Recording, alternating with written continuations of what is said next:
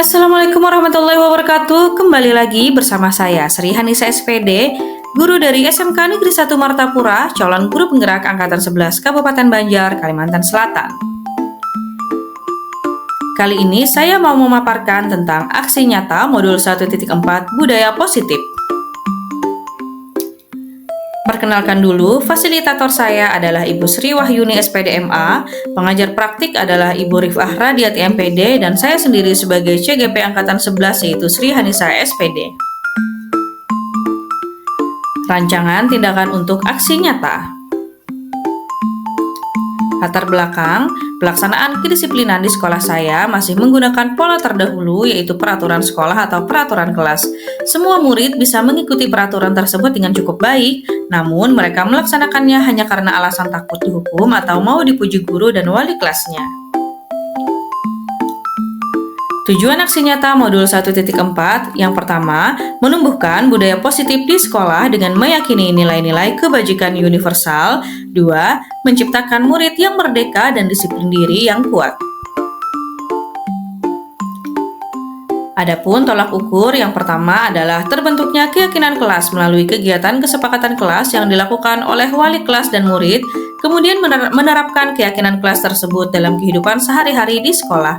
2. Munculnya kesadaran dari rekan guru tentang pentingnya menerapkan disiplin positif melalui keyakinan kelas yang telah dibuat, menjalankan restitusi dalam setiap permasalahan yang dihadapi dengan berkolaborasi antar sesama guru. Lini masa tindakan yang pertama meminta izin kepada kepala sekolah atau wakil kepala sekolah untuk melaksanakan diseminasi bersama rekan guru. 2. Mengumpulkan rekan guru untuk melakukan diseminasi pemahaman materi budaya positif di sekolah. 3. Berkoordinasi dan berkolaborasi dengan wali kelas untuk membuat keyakinan kelas. 4. Merefleksikan dan mengevaluasi keyakinan kelas yang sudah dibuat. Adapun dukungan yang dibutuhkan adalah 1. Dukungan dari kepala sekolah atau wakil kepala sekolah, rekan guru, serta murid agar tindakan yang telah disusun dapat dilakukan dengan lancar dan menyeluruh. 2.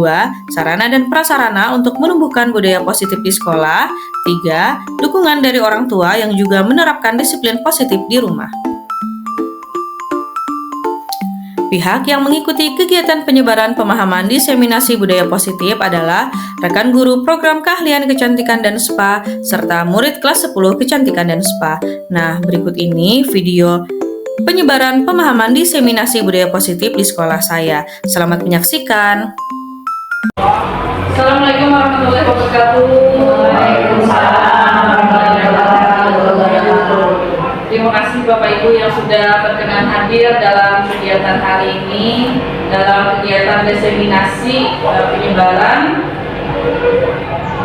pemahaman budaya positif di sekolah.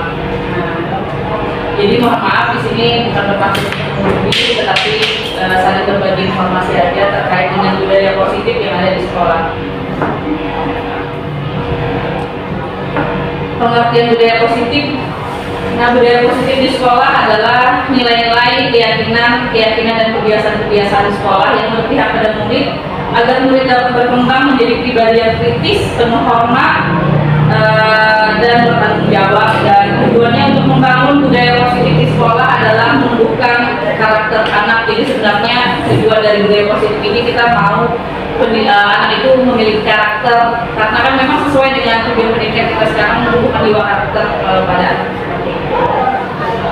Kemudian, nah di sini ada beberapa konsep inti budaya positif dimulai dari motivasi bangsa, 5 kadar manusia, disiplin positif, keyakinan kelas, restitusi, dan 5 posisi kontrol guru.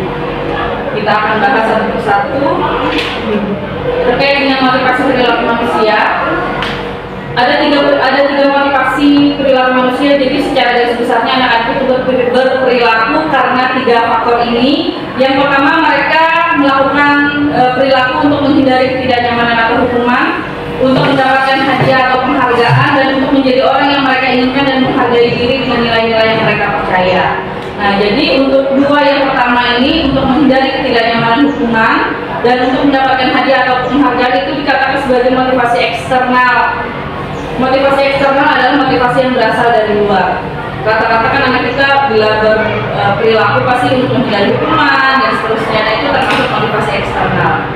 Nah, sedangkan untuk yang ketiga, untuk menjadi orang yang mereka inginkan dan menghargai diri dengan nilai-nilai yang mereka percaya, itu dikatakan sebagai motivasi internal, yaitu motivasi yang berasal dari dalam murid. Nah, kebanyakannya mungkin tidak banyak murid itu berperilaku sesuai dengan motivasi yang ketiga, karena yang namanya di sekolah biasanya terikat dengan aturan. Jadi ada yang mengikuti peraturan karena tidak mau dihukum misalnya, atau dia mau mendapatkan pujian dari gurunya. Nah, untuk motivasi yang ketiga ini agak terbatas kayaknya anak-anak sekarang itu untuk melakukan perilaku dengan motivasi yang ketiga untuk menjadi orang yang mereka inginkan. Kemudian dari tiga motivasi tersebut, nah di sini kita mungkin sambil berdiskusi saja. Dari tiga motivasi tersebut, manakah motivasi yang mengarah pada pembentukan karakter? Ini kembalikan lagi untuk menghindari ketidaknyamanan, untuk mendapatkan hadiah, untuk menjadi orang yang mereka inginkan. Kira-kira dari ketiga ini, yang mana yang lebih dominan untuk menciptakan karakter terhadap murid? Nomor tiga ya Pak Mebula. Secara teorinya memang yang ketiga. Nah, untuk menjadi orang yang mereka inginkan dan menghargai diri dengan nilai-nilai yang mereka percaya, itu termasuk motivasi internal. Untuk memaksimalkan, mengapa penghargaan tadi? Untuk memaksimalkan motivasi internal, maka hindari pemberian hukuman dan penghargaan. Jadi sebenarnya penghargaan itu adalah sebuah hukuman bagi murid. Mengapa penghargaan itu dihindari? Nah, di sini ada pembahasannya. Yang pertama itu bersifat jangka pendek. Karena motivasi itu kan misalnya dia mau melaksanakan sesuatu karena ingin mendapatkan pujian, maka sifatnya itu jangka pendek. Jadi bila ingin mendapatkan pujian, dia melakukan tanpa ada keinginan dari dalam untuk melakukan itu terus menerus kayak gitu. Nah, jadi dikatakan sebagai bersifat jangka pendek. Kemudian yang kedua dikatakan juga hak penghargaan itu merusak hubungan guru dengan hubungan murid dengan murid. Hubungan guru dengan murid juga termasuk kenapa misalnya hubungan murid dengan murid itu kan pasti ada terjadi persaingan di dalam kelas. Sebenarnya persaingan itu logika kita awalnya adalah hal yang positif supaya memotivasi mereka. Nah, ternyata bagi siswa yang kalah terhadap persaingan itu akan berdampak pada dirinya. Misalnya, oh ibu itu kena sayang benar harus selalu itu, makanya diikat terus. Jadi modal belajar kita tuh lebih ke arah penghargaan itu merusak hubungan antar murid seperti itu, dan merusak hubungan antar murid dengan guru juga. Misalnya murid tersebut akhirnya berpendapat ini ibunya lebih sayang atau gurunya lebih sayang dengan si A, padahal bukan seperti itu. Artinya kan itu juga merusak hubungan. Kemudian yang ketiga, penghargaan itu adalah suatu hukuman. Seperti itu, hukuman bagi orang-orang yang tidak bisa mendapatkan penghargaan padahal dia sudah berjuang. Nah, jadi dikatakan secara teorinya bahwa penghargaan mengapa dihindari, ada tiga hal ini, dan masih banyak lagi alasan kenapa dikatakan bahwa penghargaan itu adalah sebuah hukuman. Selanjutnya, nah kemudian masuk ke konsep yang kedua, itu ada 5 kebutuhan dasar manusia. Yang pertama adalah bertahan hidup, kayak makan, minum, pakaian dan seterusnya. Kemudian yang kedua kebebasan, ketiga kasih sayang dan rasa diterima, keempat kesenangan, dan kelima adalah kekuasaan. Jadi 5 kebutuhan dasar manusia itu ini. Jadi anak-anak itu kebanyakan berperilaku tidak terlepas dari 5 kebutuhan yang mereka inginkan. Misalnya kayak anak-anak di kelas belajar, kemudian akhirnya dia membolos, kenapa? Karena merasa bosan di sekolah. Nah, dikatakan bahwa anak tersebut bertindak seperti itu karena faktor mereka ingin mendapatkan kebebasan. Karena makanya di situ PR-nya untuk guru harus mencari metode pembelajaran yang jangan hanya di dalam kelas. Jadi sebenarnya apapun yang dilakukan oleh murid itu terkait dengan 5 kebutuhan dasar yang mereka inginkan seperti itu. Kemudian disiplin positif, ke materi yang ketiga ya. Disiplin positif merupakan suatu pendekatan untuk menerapkan disiplin dari dalam diri anak tanpa adanya bentuk hukuman atau hadiah. Kemudian pendekatan yang dilakukan tanpa menggunakan kekerasan, sehingga fokusnya pada memotivasi, refleksi terhadap kesalahan yang dilakukan, menghargai dan membangun logika yang bersifat panjang. Ini materi disiplin positif. Kemudian ada nilai-nilai kebajikan universal. Jadi ini ada beberapa isi tabel sebenarnya, mulai dari peduli, rajin, integritas, rasa hormat, dan seterusnya. Nah, nanti mungkin akan saya bagikan ke ibu-ibu. Ini termasuk ke dalam kemudian ada pertanyaan, apakah peraturan kelas sama dengan keyakinan kelas? Nah tadi, apa kira-kira samakah atau beda? Oh, ya benar ya. Memang berbeda ya Bapak Ibu. Kenapa? Karena kalau peraturan kelas itu dikatakan sebagai alat untuk mengukur perilaku, ya, yang diharapkan terjadi pada peserta didik. Jadi memang semua sekolah itu sebelum adanya teori tentang keyakinan kelas, semuanya ada istilah peraturan. Dimana bila anak tersebut melakukan kesalahan, jadi tolak ukurnya adalah tata tertib sekolah tadi. Nah, tetapi kalau keyakinan ini merupakan nilai kebajikan universal tadi yang telah disepakati secara tersirat dan tersurat lepas dari adanya latar belakang suku, negara, bahasa maupun juga agama. Keyakinan kelas dibuat secara kolaboratif antara murid dan juga guru. Jadi ada kerjasama antara guru dan juga murid dalam membuat sebuah kebijakan. Dengan adanya sebuah keyakinan kelas diharapkan mampu mewujudkan tujuan dari pendidikan yang lebih berorientasi kepada profil pelajar Pancasila. Nah, ini terkait dengan keyakinan kelas. Nah, kemudian masuk ke dalam materi restitusi. Restitusi ini merupakan proses menciptakan kondisi bagi murid untuk memperbaiki kesalahan mereka sehingga mereka bisa kembali pada kelompok mereka dengan karakter yang lebih kuat. Proses kolaboratif yang mengajarkan murid untuk mencari solusi. Jadi kalau kita bisa garis bawahi, restitusi adalah mencari solusi setiap masalah. Siapa yang mencari solusinya adalah murid, bukan kita yang menawarkan solusinya, tetapi murid yang memikirkan apa yang mereka harus lakukan seperti itu terhadap apa yang mereka lakukan terhadap orang lain. Nah, ini ada 3 tahapan restitusi. Yang pertama itu adalah menstabilkan identitas. Menstabilkan identitas, misalnya anak itu terlambat, oh iya ibu juga pernah terlambat kok, atau misalnya dia tidak mengikuti peraturan karena berkelahi. Dengan menstabilkan identitas, ibu juga pernah bertengkar dengan orang lain. Artinya kesalahan yang mereka lakukan bukan hanya mereka yang salah, tetapi semua orang bisa berbuat salah.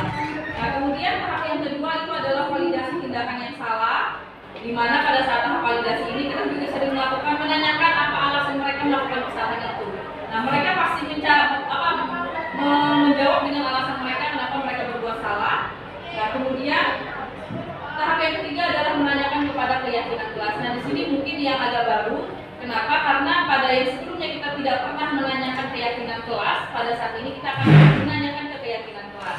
Misalnya dari keyakinan kelas, ingat nggak kita sudah membuat keyakinan kelas kan?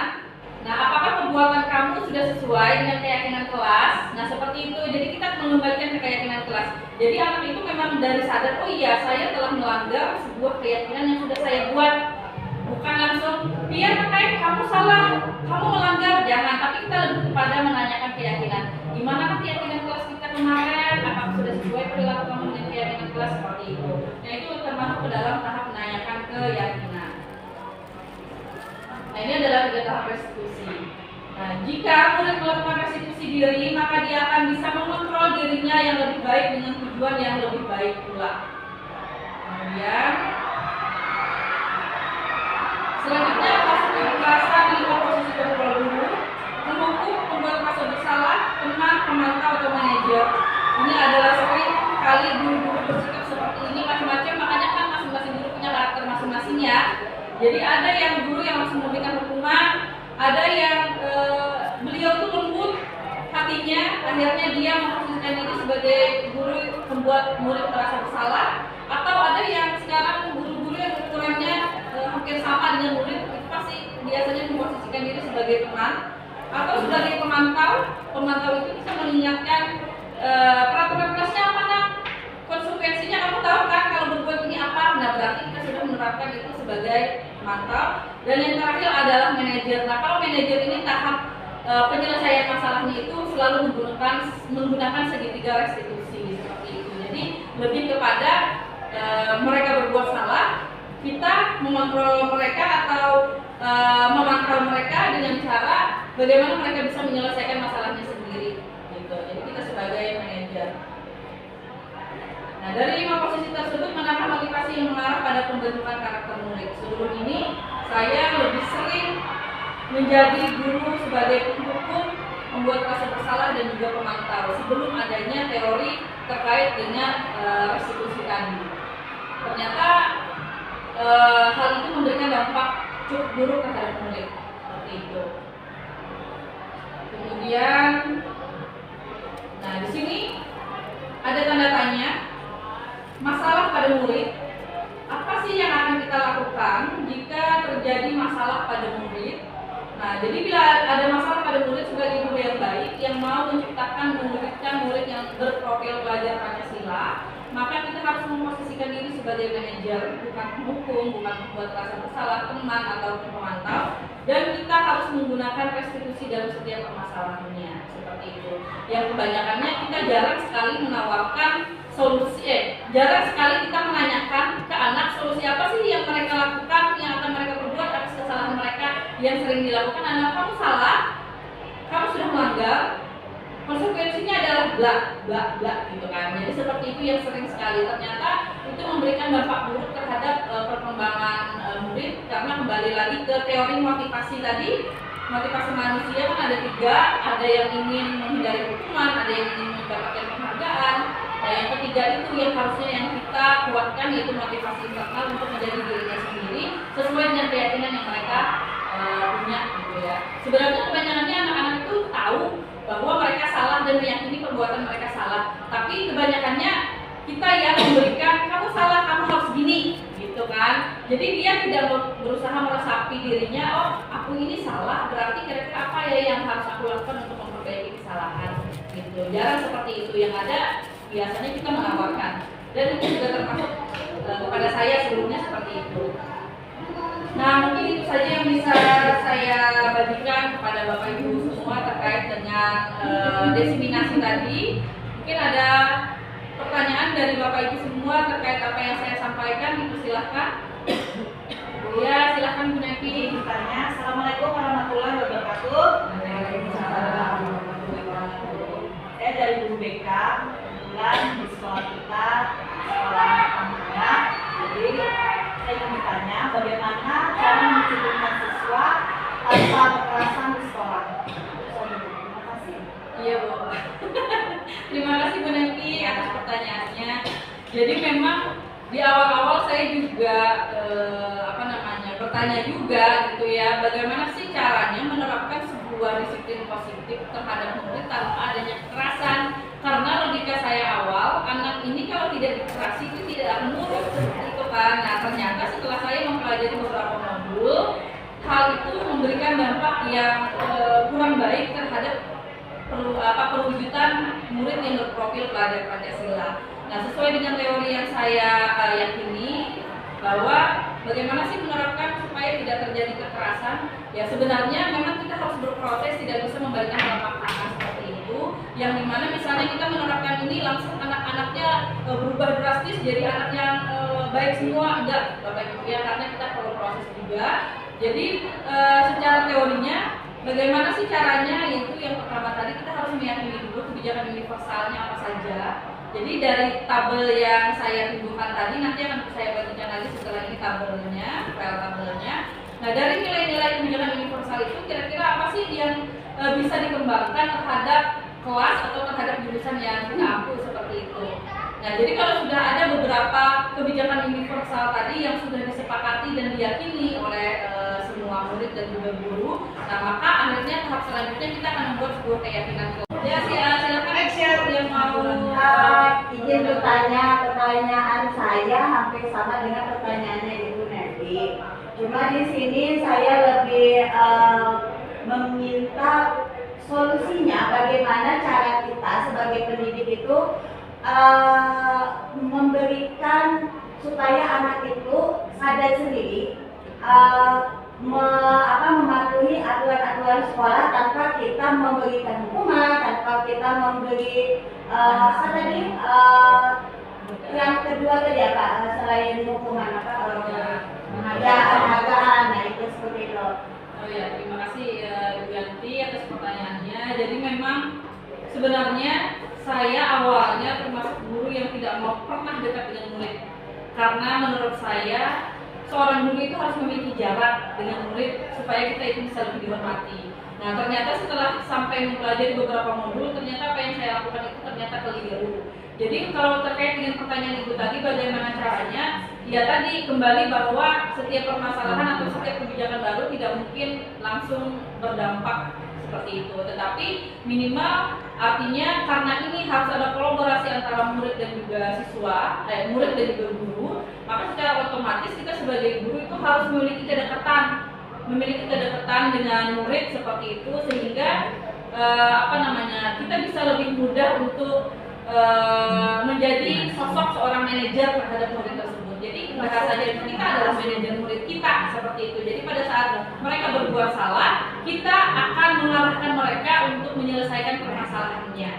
Jadi yaitu tadi kembali ke harus berkolaborasi lebih intens lagi dengan setiap murid, sehingga murid tersebut lama-kelamaan dia akan tahu posisi yang benar dan posisi yang salah, tindakan yang benar dan tindakan yang salah, atau tindakan yang mereka anggap benar padahal itu nggak benar misalnya. Tapi karena posisi kita menempatkan sebagai manajer, maka lama-kelamaan itu mereka bisa menyadari ini sendirinya. Jadi perlu ada hubungan intens antara guru dan juga murid seperti itu.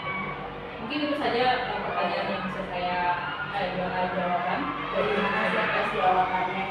Adakah lagi Bapak Ibu yang ingin bertanya? Silahkan, Bapak Ajis. Boleh. Terima kasih Terima kasih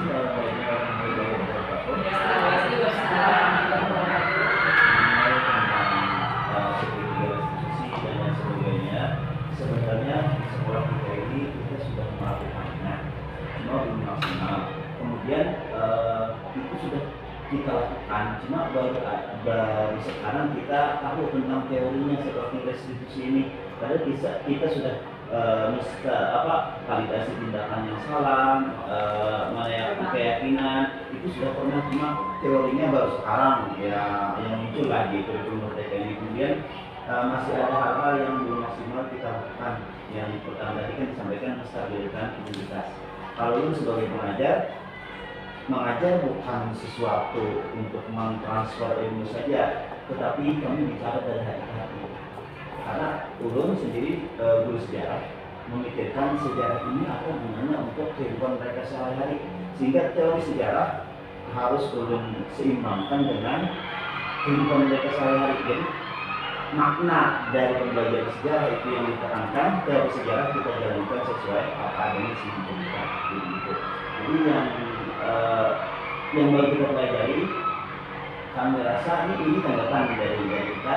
Kami rasa ini sangat bermanfaat untuk sebagai pedoman kita menjadi guru-guru yang lebih familiar dengan siswa, agar di sekolah kita antara guru dan siswa mungkin hanya dengan seniman siswa bisa akan lebih disiplin. Terima kasih.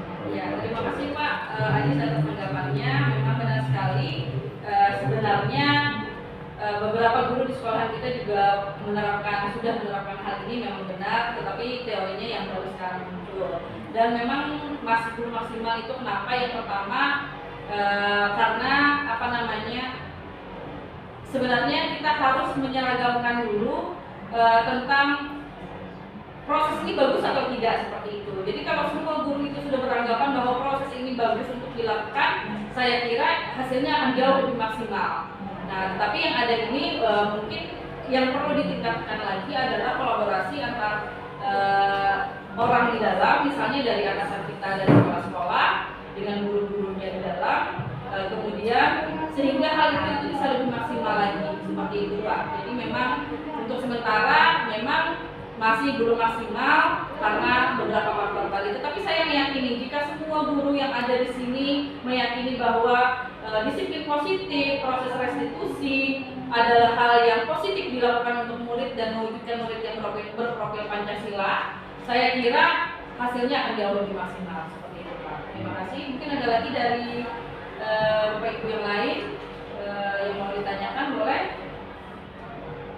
Ada lagi kah? Cukup ya. Oke. Nah, mungkin itu saja Bapak Ibu terkait dengan apa yang saya sampaikan hari ini. Saya tidak beranggapan bahwa saya adalah orang yang menggurui di sini, tetapi saya mencoba untuk berbagi praktik terkait dengan penerapan disiplin positif di sekolah melalui segitiga restitusi, motivasi perilaku manusia dan seterusnya yang sudah saya sampaikan tadi. Mudah-mudahan apa yang bisa saya sampaikan di sini kita bisa juga kembali ke kelas dan berbagi kembali dengan para murid-murid kita atau kepada teman-teman kita yang ada di luar. Mungkin itu saja yang bisa saya sampaikan di sini. Semoga bermanfaat untuk kita semua, dan mohon maaf atas apa yang saya sampaikan di sini jika mengandung kesalahan kata, sikap dan seterusnya. Dan saya akhiri, wabillahi taufiq wal hidayah. Assalamualaikum warahmatullahi wabarakatuh. Waalaikumsalam warahmatullahi wabarakatuh. Silakan Bapak Ibu.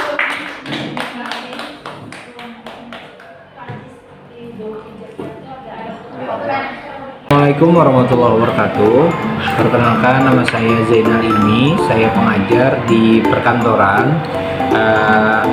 Setelah mendengar penjelasan dari Bu Sri Hanisa terkait bagaimana cara mengatasi masalah pada anak, saya mendapat gambaran bahwa memang sebenarnya anak harus terlibat dalam penyelesaian masalahnya itu sendiri, bukan kita dikti harus seperti A dan seperti B. Sebelumnya saya merasa bahwa saya bingung bagaimana cara memberikan solusi kepada seorang anak, akan tetapi dengan adanya penjelasan dari Bu Sri Hanisa membuat lebih yakin bahwa anak memang harus dilibatkan dan ikut dalam menyelesaikan masalahnya sendiri, bukan kita arahkan sebagaimana yang kita ketahui pada permasalahan-permasalahan sebelumnya. Terima kasih. Wassalamualaikum warahmatullahi wabarakatuh. Assalamualaikum warahmatullahi wabarakatuh. Waalaikumsalam warahmatullahi wabarakatuh. Selamat pagi anak-anak semua. Pagi. Oke, pagi ya. Oke, hari ini kita akan pembahasan tentang pembuatan keyakinan kelas. Tapi sebelum itu kita diskusi dulu sebentar terkait dengan keyakinan kelas. Ada yang tahu di sini keyakinan dan peraturan itu sama atau tidak? Sama. Ayo, sama atau tidak? Tidak. Boleh, yang sama angkat tangannya boleh, yang sama. Yang menurut kalian sama peraturan dan keyakinan boleh angkat tangannya? Tinggi-tinggi dong. Peraturan dan keyakinan sama? Sama, 2 orang. 3 orang ya. Oke, sekarang yang merasa peraturan dan keyakinan itu berbeda boleh angkat tangan? Oke ya, terima kasih. Berarti sudah mulai paham ya terkait dengan peraturan dan keyakinan. Sebenarnya peraturan dan keyakinan itu terkait dengan hal-hal yang baik, sebenarnya hal-hal yang positif yang bisa membuat kalian menjadi orang yang positif juga, gitu ya. Tapi perbedaannya ada, ya. Perbedaannya apa? Kalau peraturan itu adalah tata tertib yang biasanya menjadi tolak ukur anak-anak atau kalian itu berbuat baik, gitu ya. Jadi sebagai sebuah tolak ukur, bila anak tersebut tidak melakukan itu, maka dianggap anak yang tidak baik. Nah, biasanya makanya masing-masing sekolah itu pasti memiliki yang namanya peraturan sekolah ya, peraturan sekolah. Nah, apa Bu bedanya dengan keyakinan kelas? Nah, kalau keyakinan ini adalah kesepakatan, sama seperti kita hari ini. Kalau peraturan itu murni langsung dibuat oleh sekolah. Kalian dilibatkan nggak dalam pembuatan peraturan? Dilibatkan atau tidak? Tidak ya. Nah, tapi kalau keyakinan kalian wajib dilibatkan. Jadi adanya kesepakatan antara guru dan juga murid terkait dengan keyakinan-keyakinan yang akan kita laksanakan di sekolah, gitu ya. Nah, jadi itu perbedaannya. Ya, nah sekarang kita mencoba menggali nilai-nilai kebajikan apa sih yang perlu dikembangkan di sekolah yang nantinya ini akan kita sepakati menjadi sebuah keyakinan, gitu ya. Oke, sudah punya ini ya gambaran apa saja sih nilai-nilai kebajikan yang perlu untuk sekolah, gitu ya, khususnya bermanfaat untuk kalian tentunya. Oke, sekarang Ibu minta dari masing-masing siswa menuliskan. Di depan sudah ada Ibu tuliskan ya nilai-nilai kebajikan poin 1 sampai nomor 26 di situ ya. Jadi silahkan kalian tuliskan nilai-nilai kebajikan apa saja yang perlu dikembangkan di sekolah. Kita mulai dari ujung ya.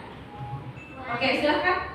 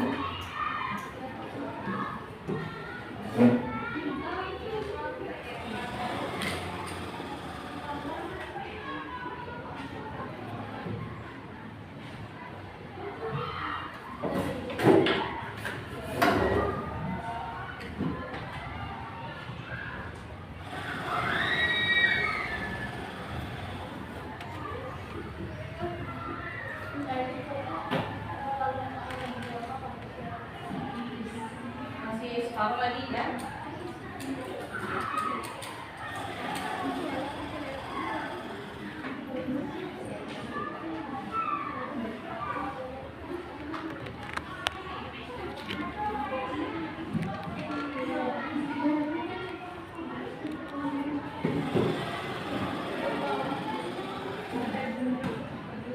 Kalau ada sudah memikirkan tetapi sama nggak apa-apa ya, dituliskan aja. Nggak apa-apa sama. Nggak mesti harus beda. Misalnya kalian sudah memikirkan itu ternyata sama dengan yang dituliskan cara teman kalian, nggak apa-apa. Tuliskan aja.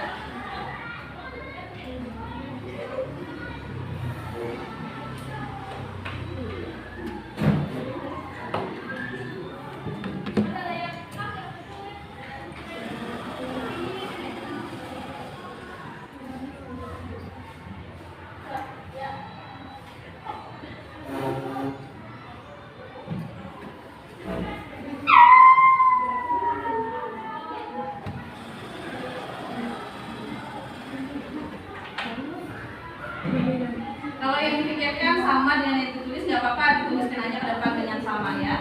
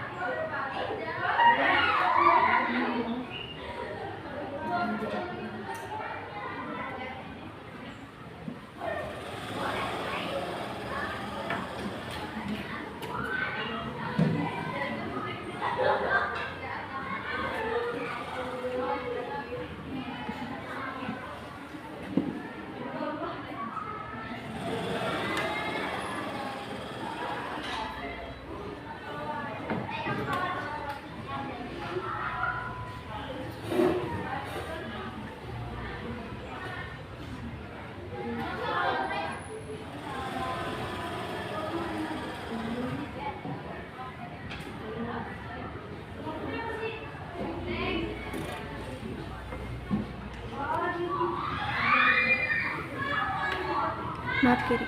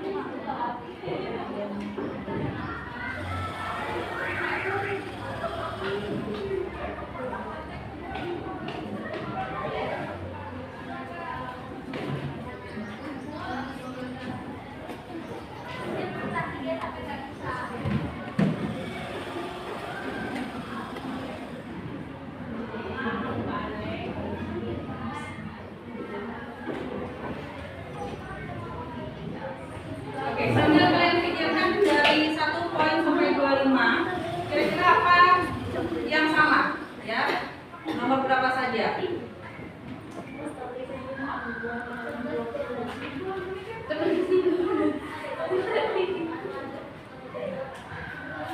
Yang hampir sama boleh ya, yang sama dan hampir sama.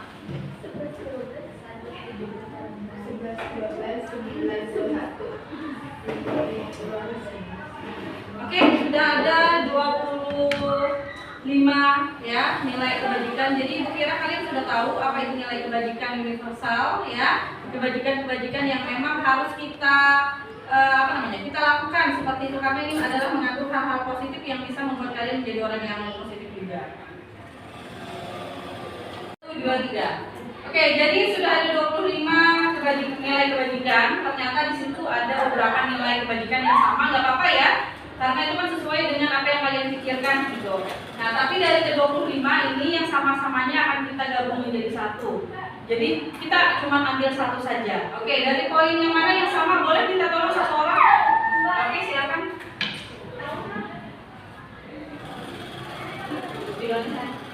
Oke, dari nomor berapa saja dulu yang sama-samanya? Nomor berapa? Dimulai dari nomor 1 dulu. Peduli sama orang bagian yang mana? 17, 18. Dibundari aja nanti yang sama, sayang. Peduli 1. Terus 16 ya? 17 ya? Berapa lagi? Oke, 17, 18. Ada lagi? 2. Belum. Bentar, yang sama dengan peduli dulu. Sudah ya? Habis ya? Oke, berarti dituliskan aja sini lah. Tulis sini. Itu ada penghapusnya, sayang. Ya, di sini. Tulis nomor 1. Berarti kita ambil peduli ya.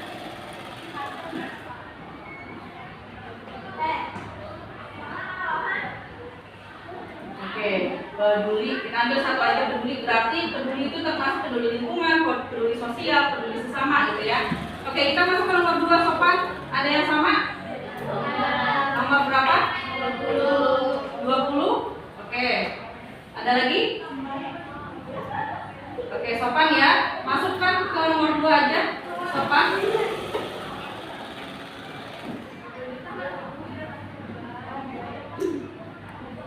Kemudian kita lihat di nomor 3, bergotong royong.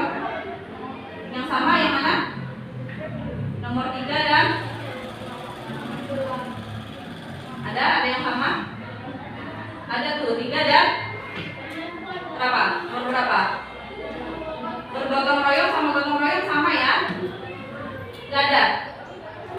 Gak ada ya? Kalau gak ada tuliskan aja di samping bergotong royong.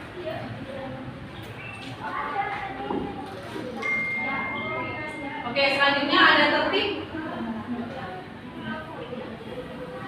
Tertib ada? Sama? Tertib? Kita lihat ada tertib yang mirip-mirip hampir sama dengan itu, boleh ya? Tertib. Gak ada, satu aja. Kenapa? Oke, masuk ya. Tertib dan menaati peraturan itu dijadikan satu aja. Tertib, menaati peraturan, kita gabung satu ya. Nomor 4, tertib dan menaati peraturan. Tertib menaati peraturan gitu.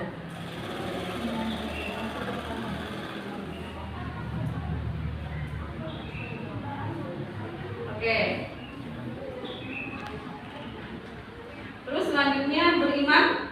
Kategori kata beriman ini hampir sama dengan ya bertakwa. Oke, beriman nomor 5 kita belati. Kemudian bertakwa ada.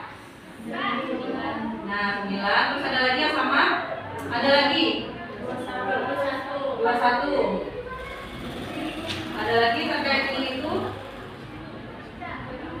Ya, tahap mulia juga masuk. 25. Berarti di sana nomor 5 beriman, bertakwa dan berakhlak mulia. Beriman, bertakwa,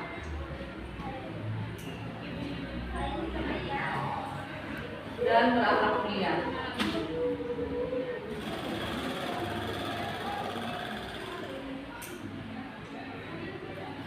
Oke, selanjutnya nomor 6 menghormati ya. Ada yang sama dengan menghormati?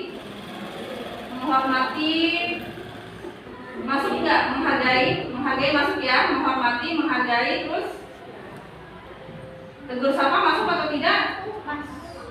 Masuk ya, kategori menghormati ya.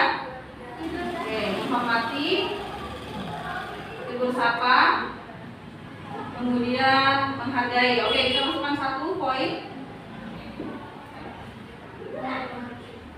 Mulai dari menghormati,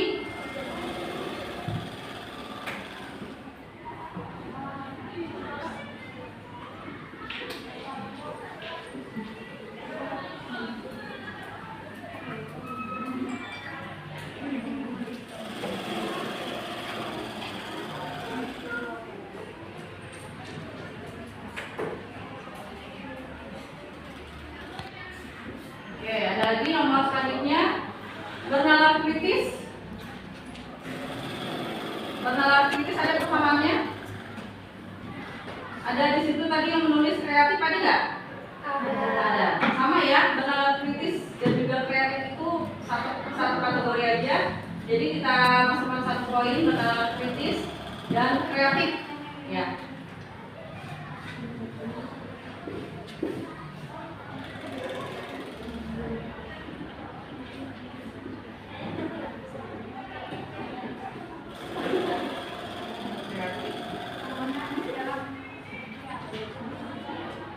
Terus selanjutnya itu nomor 8 apa?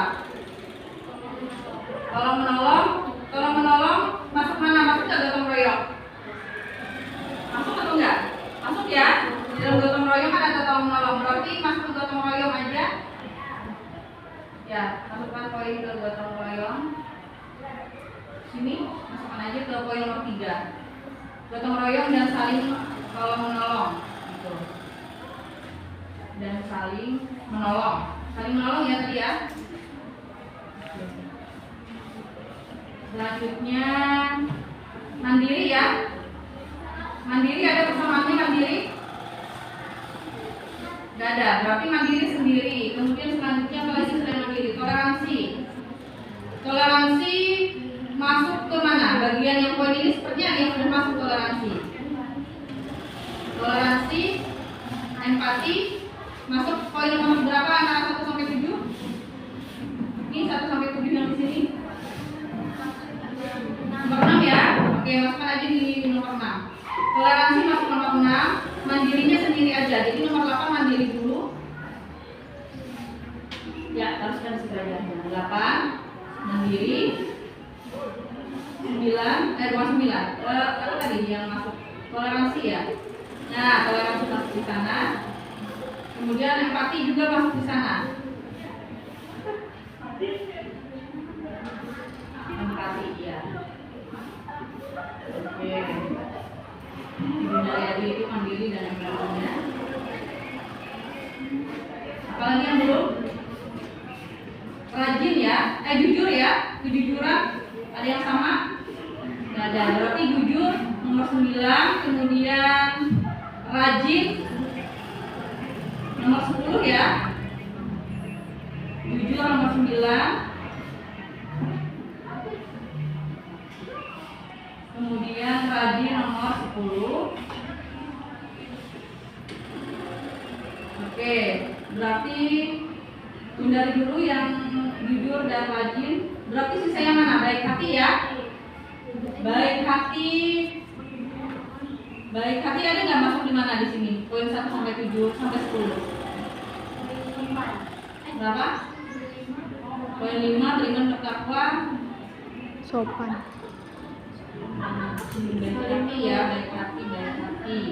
Ya, masuk nomor 5 berakhlak mulia ya. Oke, beriman bertakwa dan berakhlak mulia. Nah.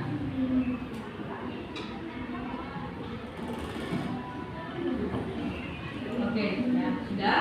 Terima kasih ya. Silakan duduk kembali. Satu ya. Oke, berarti sudah ada 10 poin ya yang akan nanti kita jadikan keyakinan kelas ya. Dan kalau yang namanya keyakinan berarti Ibu minta nanti kita tidak menuliskan, kita nggak boleh menuliskan kata tidak boleh, itu nggak, jangan atau jangan. Kita lebih kepada mencari kalimat yang positif. Misalnya yang pertama, peduli terhadap sesama, peduli untuk sesama, peduli lingkungan gitu ya. Kemudian sopan itu nanti bisa ditambahkan sopan santun, ya. Kemudian bergotong royong dan saling menolong. Kemudian tertib menaati peraturan, beriman, bertakwa dan berakhlak mulia serta baik hati. Kemudian menghormati, tegur sapa, menghargai, toleransi dan empati, bernalar kritis dan kreatif, mandiri, jujur dan juga rajin. Gimana keyakinan kelas kita sudah baik atau perlu ada yang ditambah?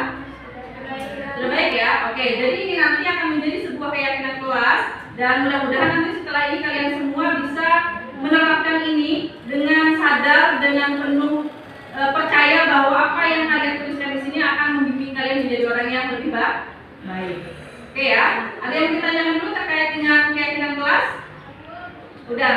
Oke, nanti ibu minta tolong sama petugas kelasnya untuk membikinkan sebuah mading ya yang isinya terkait dengan keyakinan kelas, supaya terkadang kita sebagai manusia bisa lupa kan, tapi kalau ditulis di mading itu ibu harapkan selalu bisa diingat kapan saja gitu ya. Paham ya? Oke, nah mungkin itu saja yang bisa disampaikan hari ini terkait dengan pembuatan keyakinan kelas. Mudah-mudahan nanti bisa bermanfaat dan ibu akhiri. Assalamualaikum warahmatullahi wabarakatuh. Waalaikumsalam warahmatullahi wabarakatuh.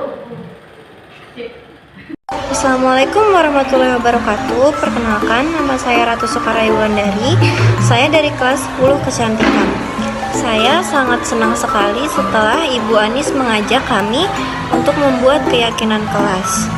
Ternyata banyak sekali nilai kebajikan yang bisa kami lakukan di sekolah atau boleh kami improve. Sekian dari saya, terima kasih. Wassalamualaikum warahmatullahi wabarakatuh.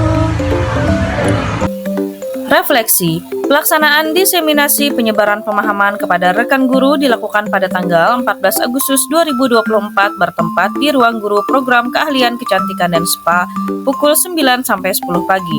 Kegiatan ini diikuti sebanyak 12 orang. Rekan guru yang ikut kegiatan ini terlihat antusias menerima pemahaman budaya positif. Pelaksanaan penyebaran pemahaman kepada murid dengan membuat keyakinan kelas 10 kecantikan dan spa dilakukan pada tanggal 15 Agustus 2024 pukul 8 sampai 9 pagi. Semua murid mengikuti kegiatan dengan lancar, semua berpartisipasi dalam pembuatan keyakinan kelas. Perasaan saya melaksanakan kegiatan ini adalah sangat senang sekali. Saya bisa berbagi pengetahuan dan pengalaman kepada rekan guru di sekolah. Saya juga bisa melibatkan murid dalam pembuatan keyakinan kelas.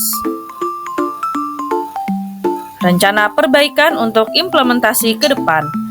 1. Melakukan evaluasi berkala minimal 6 bulan sekali. 2. Meningkatkan koordinasi dengan rekan guru. 3. Berkoordinasi dan berkolaborasi dengan rekan di luar sekolah dengan berbagi pengalaman yang bisa menjadi pembelajaran di sekolah. 4. Meningkatkan pengetahuan yang berkaitan dengan budaya positif. Nah, demikianlah aksi nyata modul 1.4 budaya positif. Saya Sri Hanisa SPD mengucapkan salam guru penggerak, tergerak, bergerak, menggerakkan. Wassalamualaikum warahmatullahi wabarakatuh.